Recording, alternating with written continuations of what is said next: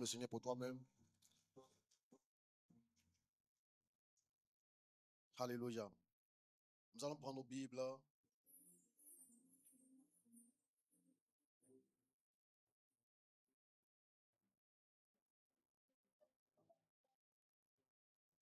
Jacques chapitre 5 à partir du verset 17.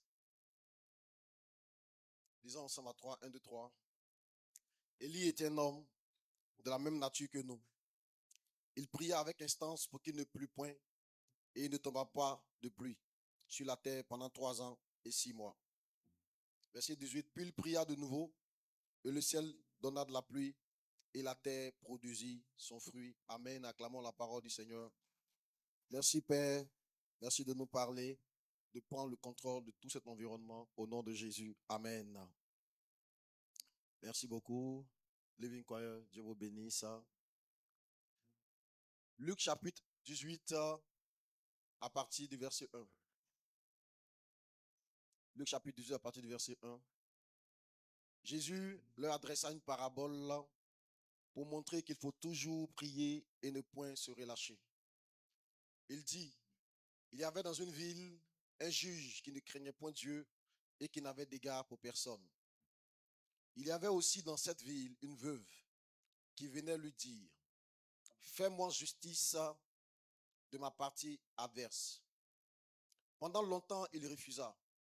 Mais ensuite, il dit en lui-même, quoique je ne craigne point Dieu et que je n'ai d'égard pour personne, néanmoins, parce que cette veuve m'importune, je lui ferai justice, afin qu'elle ne vienne pas sans cesse me rompre. Tu lis pas? Hey! D'autres n'a pas changé. Amen. Verset 7, verset 6, pardon. Le Seigneur ajouta, entendez ce que dit le juge inique. Et Dieu ne fera-t-il pas justice à ses élus qui crient à lui nuit et jour, et tardera-t-il à leur égard? Je vous le dis, il leur fera promptement justice. Mais quand le Fils de l'homme viendra, trouvera-t-il la foi sur la terre? Amen. Gloire à Dieu. Ce matin, je suis venu introduire un nouveau thème avec toi. Le thème, c'est quoi? La foi des fils. Amen. La foi des fils. Est-ce qu'il y a des fils de Dieu ici? Alléluia. Les fils de Dieu ont une foi spéciale, une foi différente, une foi qui s'apparente un peu à la folie. Ils ont une foi inébranlable, une confiance en leur Père. Alléluia. Amen. Et dans l'histoire que Jésus raconte ici, on parle d'une femme qui était veuve. Donc une femme qui n'avait personne sur qui compter. Son mari était mort. Et son mari lui a laissé un petit terrain à Songon. Et il se trouve que le terrain à Songon, il y a le même terrain là, il y a un monsieur qui est venu qui dit que le terrain est à lui. La dame dit non, ce terrain là, ça ne peut pas être à toi, puisque mon mari, c'est lui-même qui a financé le lotissement de son vivant. Et c'est à la suite du lotissement qu'on nous a attribué ce terrain. Dans le village, là, tout le monde nous connaît. On a tellement marché sur cette route-là, quand c'était encore la broussaille. Aujourd'hui, mon mari est mort. Je n'ai même pas l'argent pour payer le loyer. J'ai 6 mois d'arriéré de loyer là où on habite. Le propriétaire m'a dit de partir. Il m'a dit non, arriéré là même c'est bon de ne pas payer.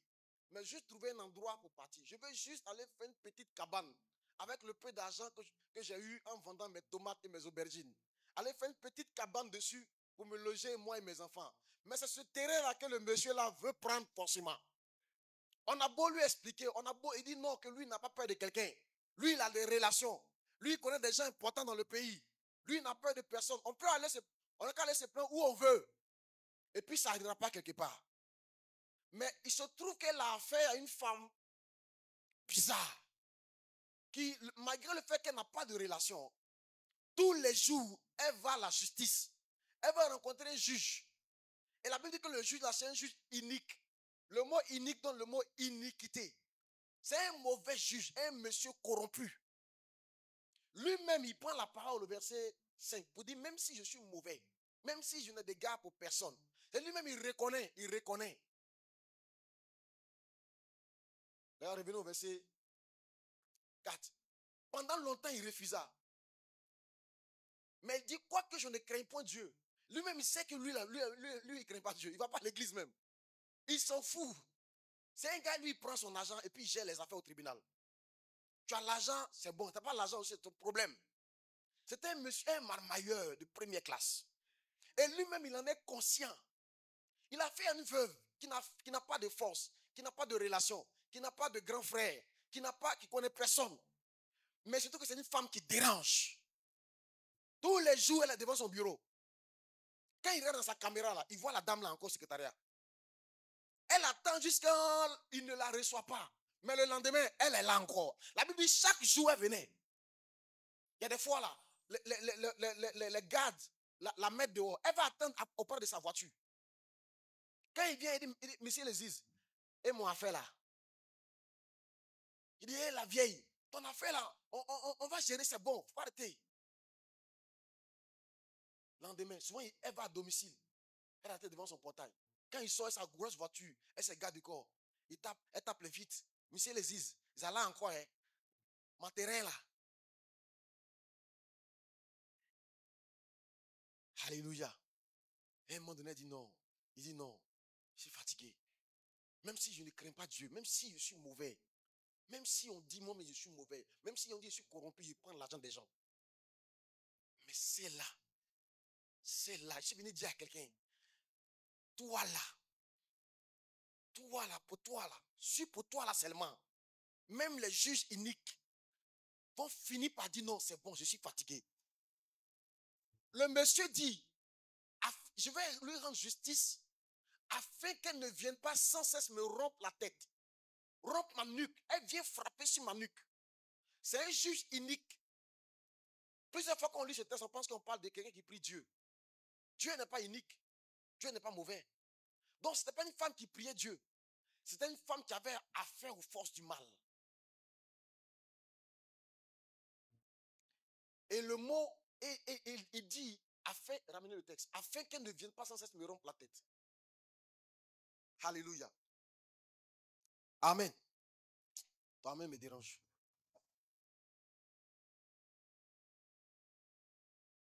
Alléluia. Néanmoins, parce que cette femme m'importune, verset 5, je lui ferai justice. Le mot importuné ici vient du mot anadoïa. C'était une femme qui avait un esprit anadoïa. Quand tu as affaire à elle, tu ne vas pas te reposer. Tu ne vas pas respirer. Elle ne va pas laisser. Il y a un type de personne qui ne laisse jamais affaire, qui ne laisse pas problème, qui affronte les personnes, quelle que soit leur taille, quelle que soit leur situation, qui prennent à bras le corps leurs problèmes et qui affrontent leurs problèmes. Jésus dit, cette femme, regardez comment elle a pu déposséder un juge, un homme qui a une autorité dans le pays. Cette femme sans rien, à force de déranger. Les anadoïas, c'est des gens qui n'ont peur de rien, qui n'ont pas peur des concours. On dit, ça là, tu n'as pas réseau, tu ne rentres pas. Elle n'a pas réseau, son mari est mort, mais elle ne laisse pas. Chaque année, elle est candidate. Chaque année, elle est là. Elle donne des mots de tête aux vendeurs de concours, aux corrompus. Elle donne des migraines, des insomnies. Parce que quand tu vois ses notes, ses écrits, ses sujets et ses rédactions, tu vois même son écriture, la nuit tu ne dors pas. Il dit, même si on dit, le juge dit, même si on dit je suis mauvais, il ne peut pas vendre la place de cette dame-là. Même si on dit je suis un marmailleur. Mais quand je vois les notes de ce candidat-là, j'ai du mal. La nuit, je ne peux pas dormir. Elle me dérange. Les anadoïas, c'est des gens qui te poussent jusqu'à ton dernier retranchement pour que tu cèdes. C'est des gens qui n'abandonnent pas. Ah, je connais une jeune fille qui s'est cassé le bras. Une orpheline. Son grand frère lui a dit, Dieu merci, tu as 2 bras. Tu vas aller composer ta main gauche. On n'a personne. On est orphelin. Je suis votre père et votre mère. On n'est que 3. Tu as caché le bras. L'examen approche. Dieu merci, tu as un deuxième bras.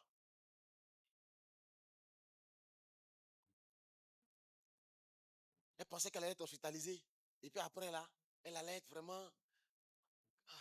Comme elle était même fatiguée même là. L'année prochaine, il dit, tu as menti. Tu as 2 bras. Il lui fait des dictées. Quand il fait une seule faute, on recommence la dictée à 0. Avec une main dans le plat. Elle a appris à écrire la main gauche. Aujourd'hui, elle est devenue, elle écrit de 2 mains.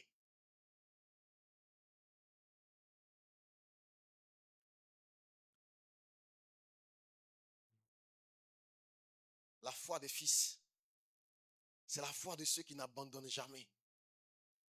Ceux qui ne laissent jamais tomber quand ils savent qu'ils ont raison.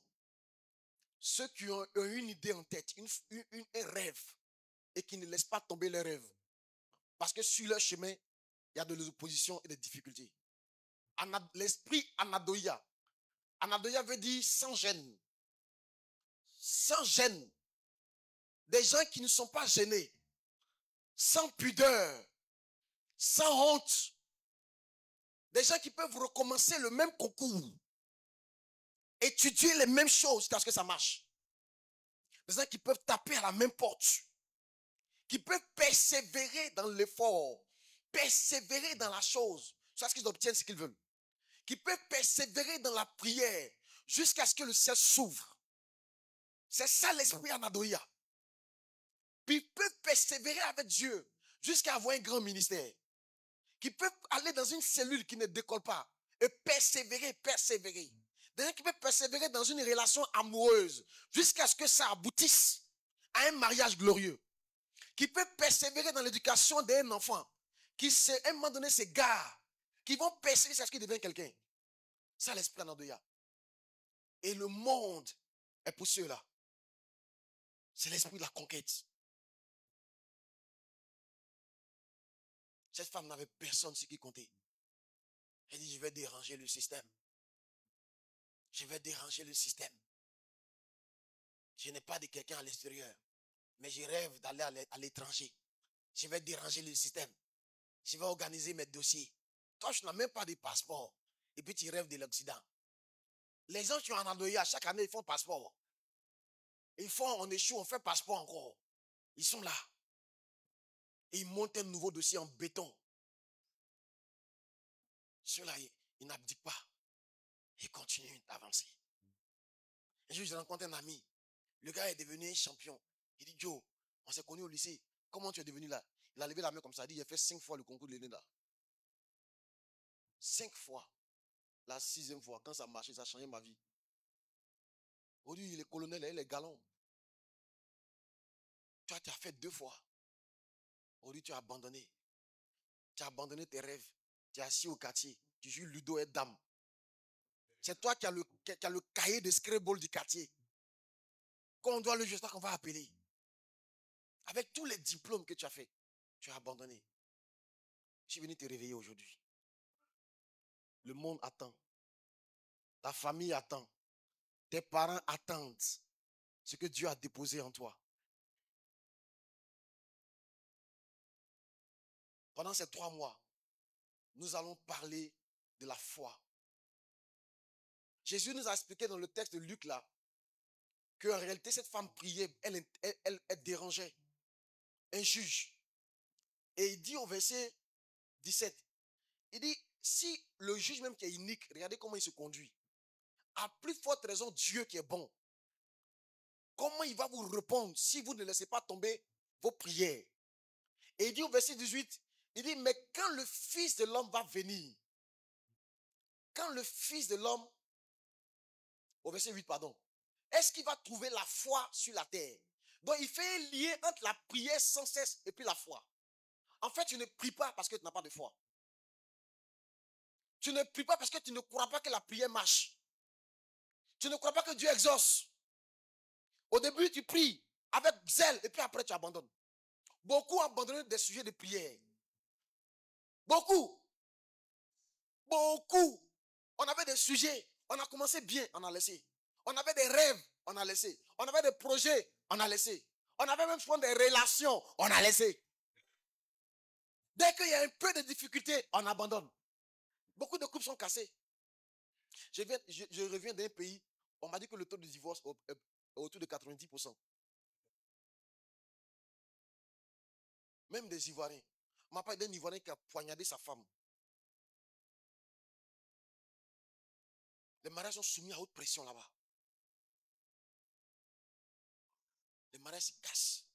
Parce que les gens finissent par baisser les bras. Les gens cohabitent. Parce que si je divorce, elle va partir la moitié de mes biens. Donc on est là. On se gère. Chacun gère sa vie. Chacun gère son ex au pays. Mais on ne divorce pas. Bah, ici, elle s'en va là, elle va prendre la moitié de mes biens. Donc je suis là. Comme c'est moi qui ai tout payé, ici là. Je ne suis pas bête. Ici là. Un jour, quelqu'un va mourir. Si elle meurt aussi, je suis sauvé. Donc on est dans la même maison, mais on attend la mort de l'autre. Hey! Alléluia. Gloire à Dieu. Jésus dit, quand le Fils de l'homme viendra, trouvera-t-il la foi sur la terre? Donc quand on prie, Dieu vient. Dieu vient toujours. Et quand Dieu vient, il cherche d'abord la foi. Dieu vient toujours à toi. Quand il arrive, c'est la foi qu'il cherche. La Bible dit que Jésus-Christ est le chef et le consommateur de notre foi. Donc Dieu consomme la foi. Dieu mange la foi. Quand il vient chez toi, il veut d'abord manger quelque chose, la foi. C'est ça. Amen. Amen. C'est ça que le patriarche a dit à son fils. Il dit, va chasser un gibier afin que je mange et que mon âme te bénisse. Quand Dieu vient, il va consommer d'abord ta foi avant de te bénir. Quand il arrive, la Bible dit, trouvera-t-il la foi? Trouvera-t-il la foi? Dieu ne vient pas juste pour regarder la prière. Tu pries, il descend. Quand il descend, il demande, est-ce que tu crois? Il regarde, est-ce que tu crois? Est-ce que tu crois qu'il peut faire? Est-ce que tu crois? Est-ce qu'en l'instant précis là, tu crois qu'il va faire? Est-ce que tu crois? La foi est ce qui déclenche l'intervention de Dieu. C'est pourquoi il nous faut entrer dans la saison de la foi. Nous avons besoin de vivre et d'expérimenter le surnaturel. La Bible dit dans Ephésiens chapitre 1, verset 3. Béni soit Dieu, le Père de notre Seigneur Jésus-Christ, qui nous a bénis de toutes sortes de bénédictions dans les lieux célestes en Christ. Dieu nous a déjà bénis. Il ne nous bénira pas. Il nous a déjà bénis. De quel type de bénédiction? Toutes sortes de bénédictions. Donc, où tu es là, tu es béni de la bénédiction des milliards. Tu es déjà béni de ça. Tu as la bénédiction des immeubles, des appartements et des maisons. En Côte d'Ivoire et à l'étranger. Je connais un jeune homme qui est ici. Un jeune homme. Il est ici, mais il a un immeuble à Paris. Il reçoit la grâce. Bon, tu as déjà reçu la grâce des immeubles à l'étranger. Tu as déjà reçu. Il dit, tu as béni de toutes sortes de bénédictions. Toutes sortes de bénédictions. Toutes sortes de bénédictions. Tu as déjà eu ça. Tu as déjà la santé divine. Tu as déjà tout. Mais ces bénédictions sont spirituelles. Elles sont spirituelles. Elles ne sont pas physiques. Elles sont spirituelles. Et elles sont où? Dans les lieux célestes. Donc nous devons être capables de faire venir sur la terre ce qu'il y a dans le ciel. C'est pourquoi même dans la prière de notre Père, le Seigneur nous apprend à prier. Dit, quand vous priez, dites, Seigneur, que ta volonté soit faite sur la terre comme au ciel. Parce que Dieu a déjà une volonté dans le ciel. Le problème, c'est sur la terre. C'est faire venir ce qui est céleste sur la terre. Faire venir ce qui est surnaturel dans le naturel. C'est ça. Et ça s'active par la foi. Amen. La foi est ce qui te permet d'opérer dans le surnaturel. Hébreux chapitre 11 dit que la foi est une ferme assurance des choses qu'on espère. Une ferme assurance. La foi, c'est une assurance. Je suis sûr de telles choses et j'en suis sûr de façon ferme. Je suis ferme dessus. Je suis sûr que je vais me marier avec un champion. Toi, tu ne réponds pas bien, André. Tu vois. Je suis convaincu que parmi mes enfants, il y aura des ministres et des directeurs généraux. Je suis convaincu que moi aussi, un jour, on va m'appeler DG. Je suis sûr que c'est moi qui vais signer sur les chèques de l'entreprise un jour. Un jour, j'aurais montré ma propre entreprise où je serai grand patron. Un jour, je pourrais annuler des réunions moi aussi. Parce que ma femme a besoin de moi, ou bien mon mari a besoin de moi à la maison. Je suis convaincu, c'est une ferme assurance. J'ai une assurance, mais ce n'est pas juste une assurance, c'est une assurance qui est ferme, qui est stable, qui est sûre, certaine. Je suis convaincu de ça. C'est ça la foi. C'est une assurance ferme des choses qu'on espère. On n'a pas encore eu, on espère ça. Dans la foi, il y a la fermeté. Dans la foi, il y a l'assurance. Dans la foi, il y a l'espérance. Il y a l'espérance. Et puis dans la foi, il dit il y a une démonstration de celle qu'on ne voit pas. Donc dans la foi, il y a la démonstration. Et puis dans la foi, il y a ce qu'on ne voit pas. Il y a un côté invisible dans la foi. Alléluia. Il y a un côté invisible. Donc la foi est basée sur l'invisible. Ça consiste à ramener les choses invisibles dans le visible. Amen. Ta main me dérange. Amen. Alléluia. Gloire à Dieu. Les choses invisibles, dit la Bible, dépendent des choses visibles. Amen. Les choses invisibles dépendent des choses. Les choses visibles dépendent des choses invisibles. Gloire à Dieu.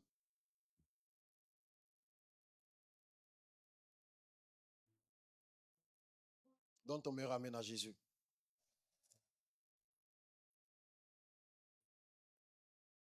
Hébreux chapitre 11. Ramène le texte, s'il te plaît.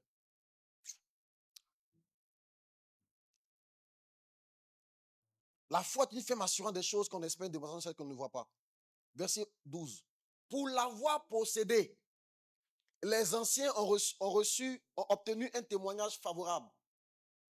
Les Daniel dont on parle, les David dont on parle, tous ces héros de la foi, les anciens dont on parle, en réalité, c'est parce qu'ils ont eu la foi qu'on raconte leur témoignage dans nos églises aujourd'hui.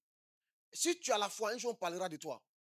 Un jour on prendra ton nom pour prêcher quelque part au Canada, mais aux États-Unis. On dirait qu'il y avait une sœur qui a eu telle maladie. On prendra ton histoire pour raconter. C'est ta foi. La Bible dit, pour l'avoir possédé, les anciens ont obtenu un témoignage. Un jour, toi aussi, tu vas avoir ton témoignage. On va prendre ton témoignage pour motiver, pour encourager les gens. Pour montrer que même à 50 ans, on peut se marier et puis enfanter. Amen. C'est pour l'avoir possédé que les anciens ont obtenu un témoignage favorable. Verset 3 dit, c'est par la foi que nous reconnaissons que le monde a été formé par la parole de Dieu. En sorte que ce qu'on voit n'a pas été fait des choses visibles. Donc ce qu'on voit a été fait des choses invisibles. J'aime la version Darby. Hébreux 11, verset 3, version Darby. La Bible dit, c'est par la foi que nous comprenons. Le mot comprendre, c'est le mot katalambano. C'est par la foi que nous comprenons, que nous katalambanisons, que les mondes, la Bible dit les mondes, ont été formés par la parole de Dieu. Donc Darby dit, il n'y a pas un seul monde. Il y a plusieurs mondes. Notre monde n'est qu'un des mondes. Il y a beaucoup d'autres mondes. Nous sommes ici parce que nous croyons que ici, là, il y a des êtres spirituels qui sont ici. Nous croyons qu'il y a un Dieu qui existe. C'est pourquoi quand nous adorons, nous pleurons, on sent sa présence. Un païen va dire, mais il est où? Mais nous, on sait qu'il n'y a pas un seul monde. Il n'y a pas seul des êtres physiques. Il y a des êtres spirituels qui existent. On croit qu'il y a un Dieu, qu'il y a des anges, qu'il y a un paradis. On croit. Ceux qui ne comprennent pas ça, ils mangent sans rendre grâce à Dieu. Ils mangent sans prier. Ils dorment sans prier. Ils sortent sans prier. Ils draguent toutes les filles qui croisent dehors. Ils n'ont pas compris qu'il y a plusieurs mondes. Amen. Ils embrassent au premier rendez-vous. Les gens qui n'ont pas compris qu'il y a le monde. Amen. Ils n'ont pas compris qu'il y a des bouches dans lesquelles on ne rentre pas. Il y a des bouches dans lesquelles on ne met pas sa bouche. J'ai regardé la vidéo d'une fille dont les fesses ont été consacrées à la sirène des eaux. Ses fesses. Elle dit que ses fesses et ses seins ont été consacrés à la sirène des eaux. Elle allait sous la mer. Sous la mer. Et lui a fait une cérémonie de consécration. Donc elle dit que dans la rue, si tu la croises, que tu regardes sa poitrine, ou bien si tu la dépasses, que tu te tournes pour regarder ses fesses, tu seras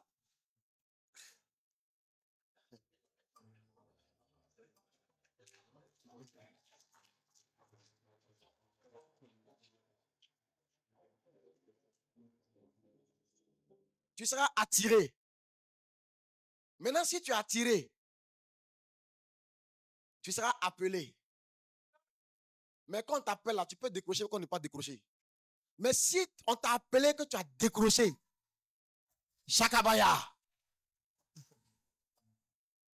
Et elle a expliqué qu'elle a envoyé l'âme de plusieurs hommes. Comme ça dans le monde, la sirène des eaux. Des hommes qui ont couché avec elle. Et elle dit qu'elle elle ne refuse pas les dragues. Si tu la dragues, elle va dire oui. Parce qu'en réalité, elle a été consacrée. Donc toi, tu es assis là et puis tu te trouves que tu es un dur. Parce que quand tu dragues les filles, en même temps, elles sont KO de toi. Ok. Tu as été acclimatisé.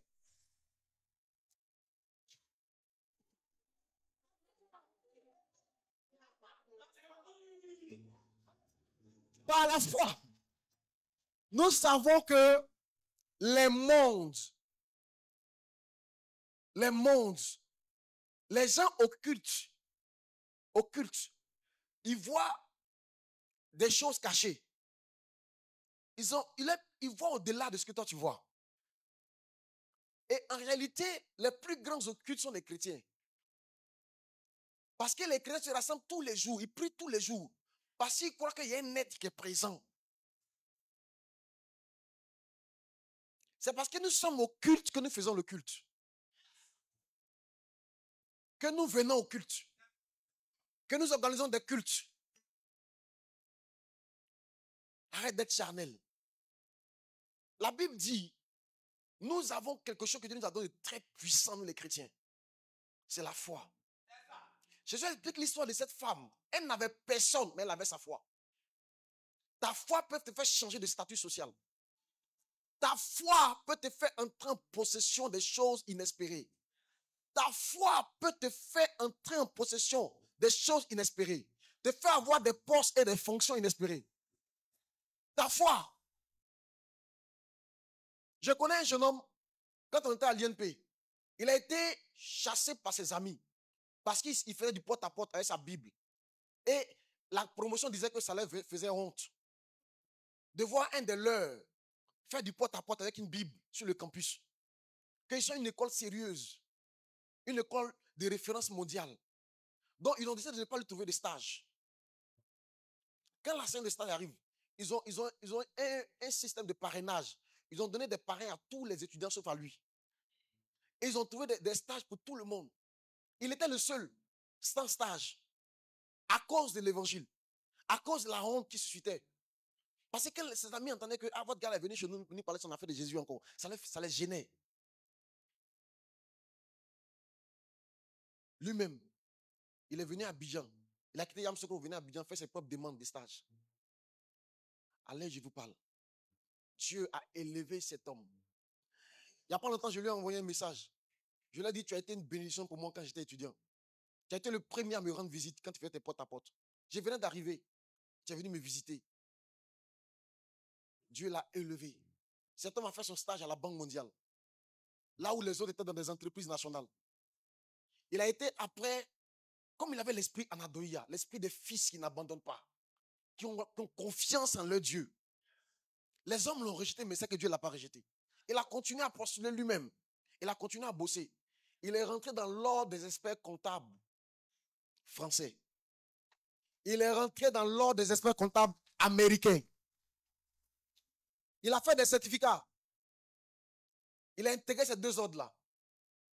Il a été embauché à la Banque mondiale. Il s'est retrouvé à travailler en Égypte, au Caire. Là où ses amis étaient à Abidjan ici. Alain, je vous parle. Il vit au Qatar. Il gère les fonds saoudiens d'une riche famille héritière. Lui, il gère des fonds. Les autres ont des salaires. Lui, il gère des fonds. Ah, je suis venu parler aux fils et aux filles de Dieu qui ne vont pas abandonner leur Dieu pour les hommes, qui vont continuer à persévérer, à se battre et à être droits. Ceux-là, ils ont un avenir, une destinée sur la terre. C'est les fils d'Abraham. La Bible dit que toutes les nations de la terre seront bénies en Abraham. Ça veut dire que personne ne peut être béni sur la terre sans la foi. Abraham est le père de la foi. Quand on dit que la terre seront bénies, les descendants de la terre seront bénis en Abraham. Quand Dieu disait ça à Abraham, il dit personne ne peut être béni sans la foi. Tous les chefs d'entreprise, tous les grands patrons que vous voyez diriger les sociétés, même ceux qui ne sont pas chrétiens, c'est parce qu'ils ont une foi que Dieu honore leur foi. Sans la foi, la Bible dit il est impossible d'être agréable à Dieu. Il est impossible d'avoir le secours du ciel sans la foi. Sans la foi, Dieu ne peut rien faire pour toi. Dieu est attristé même. Dieu est offensé par ton manque de foi. Parce que ton manque de foi veut dire, je ne sais pas si Dieu peut. Un jour, quelqu'un était malade, son fils était malade. Il vient voir Jésus. Il appelle Jésus quand Jésus passe. Il dit, Seigneur, mon enfant est malade. Mais si tu peux faire quelque chose. Jésus dit, si tu peux. Attends, il n'a pas bien entendu. Si tu peux, tout est possible à celui qui croit. Si tu peux, tu vas bien regarder, si tu peux. Tu sais qui je suis, si tu peux. Si tu peux avoir le concours, si tu peux. Si tu peux voyager, moi, si tu peux. Mon père, le maître du ciel et de la terre, il dit, si tu peux voyager. Change ton langage, change ton langage, change ton langage, change ton langage, change ton discours, change ton français. Arrête-le si tu peux. Moi, il y a une chose que je déteste. Je vais essayer le concours là pour voir. Je vais essayer pour voir. Il dit, ok, il faut essayer.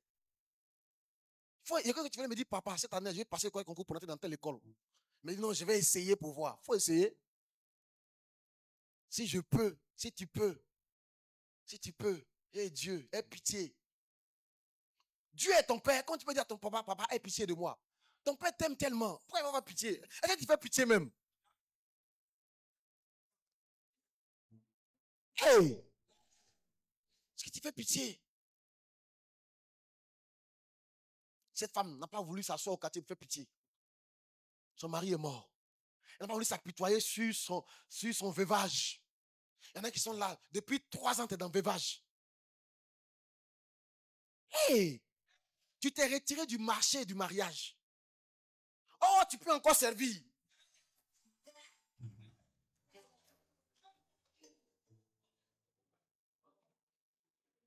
Tu peux encore être utile. Quelqu'un sur la tête en train de prier pour t'avoir. Et toi, tu assis, tu fais funérailles. Ça ne finit pas. Kwadjo, tu m'as laissé. Eh, Kwadjo, depuis que tu es parti là, je n'ai plus envie de vivre. Oh. Kwadjo, Kwadjo, mais où? Oh. Hey!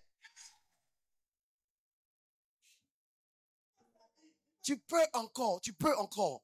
Tu peux encore travailler. Tu peux encore te marier. Tu peux encore prospérer. Tu peux encore t'en sortir. Tu peux encore, tu peux. Tu peux. C'est qui tu peux. La Bible dit rien n'est impossible à Dieu. Rien n'est, ça veut dire que Dieu peut tout. Mais la même Bible dit tout aussi est possible à celui qui croit. C'est-à-dire que tu peux faire comme Dieu fait. Si tout est possible à Dieu, tout est possible à celui qui croit. C'est-à-dire que celui qui croit là, il opère dans la dimension divine. Un jour, un homme était malade. Il a fait une radio qui a montré qu'à l'intérieur de lui, le cancer avait bouffé une bonne partie de ses intestins. Et le médecin a dit que ce n'était pas la peine de l'opérer. Mais il dit non, ils vont quand même aller essayer d'autres médecins. Et tous les médecins qu'ils ont vus, en réalité, n'ont pas voulu l'opérer. Ils ont rencontré un dernier médecin qui était surpris de voir la persévérance de la famille. Là. Il dit, bon, comme personne n'a jamais ouvert le ventre, lui va quand même ouvrir pour voir ce qu'il y a dedans. Donc, il fait tout ce qui est analyse préopératoire et puis on envoie le monsieur au bloc. Quand ils ont ouvert le ventre, là, toutes les infirmières, tous les autres médecins voulaient quitter la salle. Ça sentait tellement mauvais. Et ils ont juste refermé. Quand ils ont refermé le ventre, Quand le monsieur s'est réveillé, il dit, docteur, comment ça s'est passé? Le médecin dit, ça s'est bien passé. Il dit, ah, merci beaucoup, docteur. Vous m'avez opéré. Merci beaucoup. Donc, quand les gens viennent lui rendre visite sur son lit d'hôpital, on dit, mon frère, comment ça va? Il dit, ah, le médecin dit, ça s'est bien passé. Oh. Quand ils m'ont opéré, maintenant, ça va aller. Tous ceux qui viennent là, on voit que le gars en joie. Le médecin dit, ça s'est bien passé. Il connaît ce gars au téléphone, là, le collègue l'appelle. Il dit, Joe, c'est comment l'hôpital? Il dit, non, ça s'est bien passé, l'opération s'est bien passée. Le gars n'a pas été opéré. Mais il avait une phrase dans la bouche. Le médecin dit, ça s'est bien passé. Ça s'est bien passé. On a décidé donc de libérer cet homme pour qu'il aille à la maison et qu'il aille mourir. Le gars est parti à la maison. Il fait des mois plus tard. Il revient à l'hôpital. Il va saluer le docteur. On demande s'il a rendez-vous. Il dit non, non, qu'il n'a pas rendez-vous. Mais lui, il a été opéré dans cette clinique-là. Il a été opéré dans quelle période? Il donne la période. On informe le docteur que tel patient est là. Le docteur dit quel patient? Le monsieur qui devait mourir là. On dit, ah, il est là. Le monsieur vient. Le monsieur dit, je suis venu vous dire merci. Vous m'avez opéré. Vous m'avez bien opéré. Il dit, mais en fait, on ne t'a pas opéré. Ça s'est bien passé. Je peux dire à quelqu'un, ça s'est bien passé. Ça s'est bien passé. Ça s'est bien passé. Tout dépend de ce que tu confesses. Cet homme-là, il était content. On l'a opéré. Il va aller, le docteur qui a opéré là, a dit que ça va bien. Ça va bien. Il a changé son langage, son état d'esprit a changé. Cette femme, Luc 18, elle n'avait personne. Elle s'est dit, je veux prier jusqu'à ce que j'obtienne gain de cause. Je ne vais pas laisser. La Bible dit, Jésus raconte cette parabole pour montrer qu'il faut toujours prier et ne jamais se relâcher. Il faut toujours prier et ne jamais se relâcher. Et la Bible fait une parabole entre la prière et la foi. Il dit, quand il va venir, trouvera-t-il la foi? Parce que les gens n'ont pas la foi qu'ils abandonnent leur sujet de prière. Je suis venu t'inviter à la prière. Pendant ces 3 derniers mois de l'année, nous allons prier. Nous allons prendre les portes de ce pays. Les 12 portes d'influence. Nous allons prendre les portes des armées, les portes de la politique, les portes de l'administration, les portes de l'économie et des finances, les portes du sport, les portes des arts. Nous allons prendre les portes de la législature. Nous allons prendre les portes. On a laissé la terre aux païens. Et nous, on adore le ciel. On prie pour aller au ciel. On chante le ciel. Mais quand Dieu nous a sauvés, il ne nous a pas tués, il nous a laissés ici. C'est parce qu'ici, là, on doit régner. Il dit, si tu crois en moi, si tu es docile, tu mangeras les meilleures productions du pays. Est-ce que quand tu vois ton salaire, ça fait partie des meilleurs salaires du pays? Quand tu vois la maison où tu habites, là, ça fait partie des meilleures maisons. Quand tu vois ton quartier, là, c'est le meilleur quartier. Quand tu vois la voiture dans laquelle tu montes, le Paka, là, ça fait partie des meilleures voitures ici à Abidjan. Hey!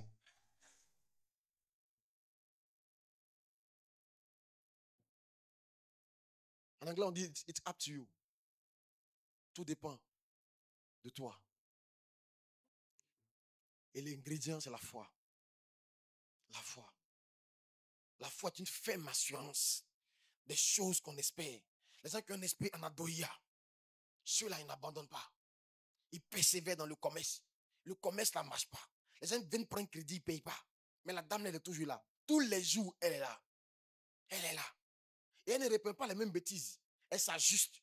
Elle regarde maintenant comment elle doit prendre comme précaution pour faire crédit ou ne pas faire crédit. Elle regarde comment elle peut changer ses galettes. Comment elle peut mieux les emballer, mieux les conditionner, mieux les protéger contre la poussière. Elle essaie chaque fois de se réajuster. Le temps passe, elle est là. Elle continue. Elle cherche à vendre maintenant en ligne. Elle s'ajuste. Elle regarde comment elle peut atteindre des cibles extérieures. Elle s'ajuste. Elle regarde comment elle peut prendre un autre travail en complément. Pour jusqu'à ce que ce commerce-ci se développe, je vais faire telle autre activité en parallèle pour me soutenir. Parce que je crois à mon projet initial. Les anadoïas, c'est des gens qui n'abandonnent pas. Ils sont à l'école, il n'y a personne pour les soutenir. Mais eux-mêmes vont devenir répétiteurs. Ils vont faire des cours à domicile. Eux-mêmes, ils vont se battre un peu pour enseigner dans le privé. Ils vont se battre un peu pour vendre un peu en ligne, pour faire livraison. Eux, ils vont se battre. Chercher un peu d'argent pour passer un permis, pour faire un peu de conduite pendant qu'il va à l'école. Mes amis, l'esprit anadoïa, c'est l'esprit de ceux qui croient fermement qu'eux doivent devenir quelqu'un. Fermement. Qu'ils vont s'en sortir. Fermement. Il ne veut pas quitter ce monde-là sans avoir accompli le potentiel qui sommeille en eux. Cela, c'est la Nandéya. Et nous devons être comme ça, mes amis. Nous devons être comme ça. Cette femme, elle n'avait pas affaire à Dieu même. Elle avait affaire à des démons. Mais elle a donné des maux de tête. Il dit, il faut que je lui rende justice pour qu'elle ne vienne pas me rompre la tête. Tous les jours, elle envoie des maux de tête. Le feu, le feu, le feu. Quand il dit le feu, tu ne vois rien. Mais la Bible, les hommes spirituels savent qu'il y a plusieurs mondes. Ils savent que quand ils parlent ici, ça agit là-bas. La Bible dit, ce que vous lirez sur la terre sera lié dans le ciel. Ce que vous délirez sur la terre sera délié dans le ciel. Les hommes spirituels savent ça. C'est pourquoi un sorcier pour te tuer n'a pas besoin de venir te toucher. Ils savent que si spirituellement tu es gaucher, c'est fini. Il ne te va faire ton mal en quartier là. Lui, il est assis tranquille. Il n'a pas eu à manger depuis le matin, mais il s'en fout. Il sait qu'il a déjà fini avec toi.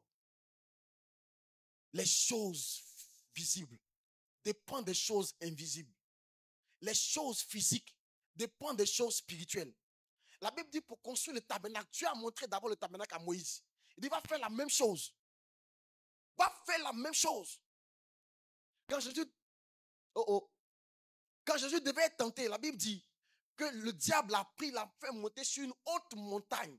On ne dit pas de quelle montagne il s'agissait. Le diable, ce n'est pas un homme physique.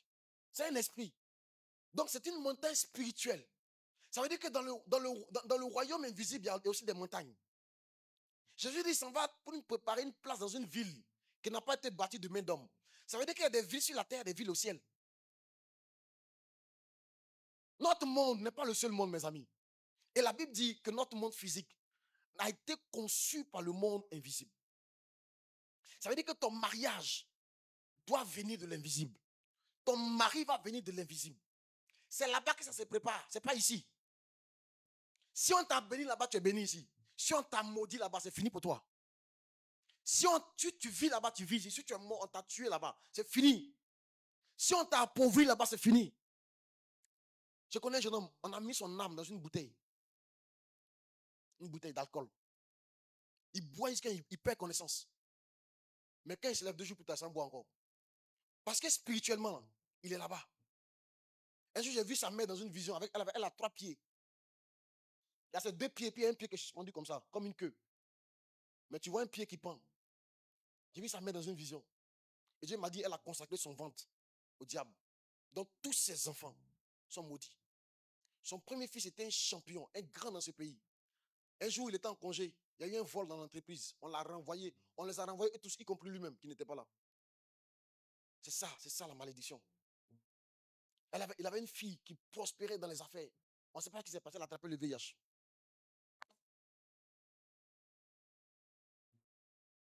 Ils avaient un fils qui était ingénieur, brillant comme tout. Il a attrapé le VIH. Il reste l'alcoolique qui boit jusqu'à il perd connaissance. Spirituellement, si on t'a maudit, tu es maudit. Si on t'a béni, tu es béni.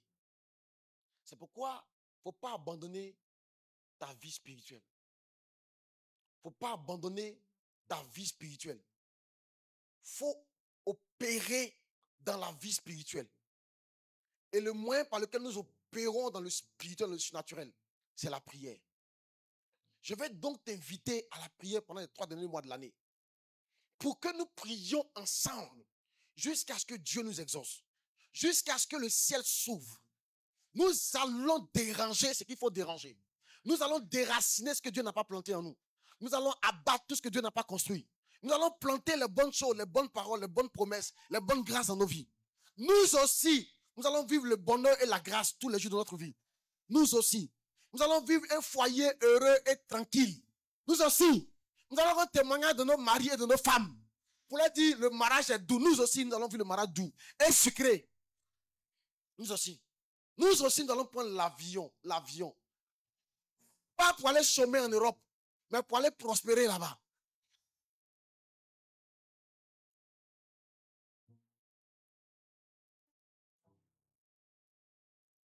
Quelqu'un entend ma voix?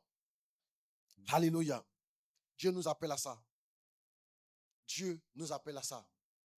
Dieu nous appelle à ça. Et mais pour que ces choses s'implantent dans nos vies, nous devons avoir la foi. Alléluia. Dis amen bien. Donne ton meilleur amen à Jésus. Qui est prêt à avoir l'esprit en Adoïa? Pendant tout ce temps, je te parlerai de la foi. Je te parlerai des 5 ingrédients de la foi. Je te parlerai aussi des ennemis de la foi. Il y a des choses que la foi n'aime pas. Il y a des choses qui tuent la foi. Je te parlerai des différents types de foi. Je te parlerai de l'absence de foi. L'absence de foi, c'est ce qu'on appelle l'incrédulité. Je te parlerai du peu de foi. Souvent, Jésus a qualifié les gens hommes de peu de foi. Je te parlerai de la grande foi. Des hommes qui ont été reconnus comme étant des hommes de grande foi. Un jour, Jésus parlait à quelqu'un, il dit jamais, il dit même en Israël, je n'ai pas trouvé une si grande foi. Je te parlerai aussi du don de foi. Tu dois manifester la foi pour saisir tes promesses. La Bible dit, nous imitons ceux qui par la foi et la persévérance héritent des promesses. Nous allons les imiter, nos héros, ceux qui par la foi et la persévérance, persévérer, continuer à croire et à persévérer. C'est ceux-là qui saisissent les promesses, qui rentrent dans les grâces, qui laissent leurs empreintes sur la terre. C'est ceux-là qui bouleversent le monde. C'est ceux-là qui impactent leur famille et qui impactent les nations. Amen. Donne ton meilleur amen à Jésus. Alléluia. Gloire à Dieu. C'est pourquoi je vais t'inviter, pendant ces 3 mois qui restent, à devenir une femme, un homme qui prie sans s'arrêter, un homme qui dérange sans s'arrêter, un homme qui interpelle le Père nuit et jour. La Bible dit persévérer dans la prière. Veillez-y avec action de grâce. Persévérer dans la prière. Persévérer dans la prière. La prière est quelque chose dans laquelle nous devons continuer. Nous devons persévérer. Nous devons percer pour voir, percer pour voir, percevoir, persévérer. Quand tu vas percer, tu vas voir la grâce. Tu dois persévérer. Tu dois continuer à prier. Toujours prier. La prière, quelqu'un m'a dit, mais pourquoi est-ce que Dieu veut qu'on prie? Dieu connaît déjà nos sujets de prière, non? Il connaît déjà nos besoins. Pourquoi il veut qu'on se torture comme ça? Il dit qu'il est un Dieu bon. Il dit, mais tu n'as pas compris que Dieu est le Dieu de tous les mondes. Dieu est le Dieu de tous les mondes. Il est même le Dieu des démons. Mais la Bible dit, toute langue confesse que Jésus est Seigneur, à la gloire de Dieu. Et tous ils reconnaissent que c'est lui le chef. Et tous. Donc Dieu est un Dieu juste. Il rend justice à tous les mondes. Il faut donc que tu montes interpeller le juge, le juste juge, pour dire, Seigneur, voici ma cause. Père, voici ma cause. Dans ce monde, tu ne vas jamais au commissariat. La police existe, tu ne vas jamais au commissariat. Les gens qui vont te spolier tes biens. Pourtant, la police existe. La justice existe, mais tu ne portes jamais plainte. Peut-être que tu aimes ça. On ne sait pas.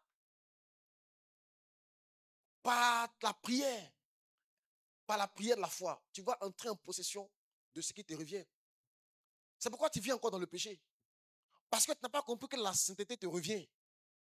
La Bible dit, tu seras pour l'Éternel un peuple saint. Donc la sainteté est une promesse. Mais si le péché te domine encore et que toi-même tu es dedans, et puis tu prends plaisir dedans, jamais le ciel ne va venir te délivrer de ça. Dieu ne sépare pas des amis. Tu dois prier pour dire, ça suffit. Si mon père est saint, il doit être saint. Comment se fait-il que moi, des gens de ma même promotion, même génération, sont saints? Ils vivent bien. Et puis moi, j'ai une vie chrétienne en dents de scie. C'est ça. Tu dois prier, réclamer, invoquer, combattre, déclarer, proclamer, décréter, dire merci, continuer à recommencer, à prier, à t'investir, à travailler, à lire les livres, écouter les enseignements. Je sais comment faire pour être saint, comment faire pour faire le péché sexuel. Tu dois continuer à persévérer. Quand j'étais un nouveau chrétien, j'étais fatigué par les mauvaises pensées. Moi, j'avais beaucoup de mauvaises pensées. Je venais du monde. J'avais vécu tellement dans le péché. Tous les sortes de péchés. J'étais dedans. Il ne peut pas qualifier ici. Sinon le culte ne va pas finir. J'étais tellement dedans. Quand je suis devenu chrétien, même quand j'ai pris les films que j'ai regardés avant, ça revient. Tu sais les films dont je parle, tu sais.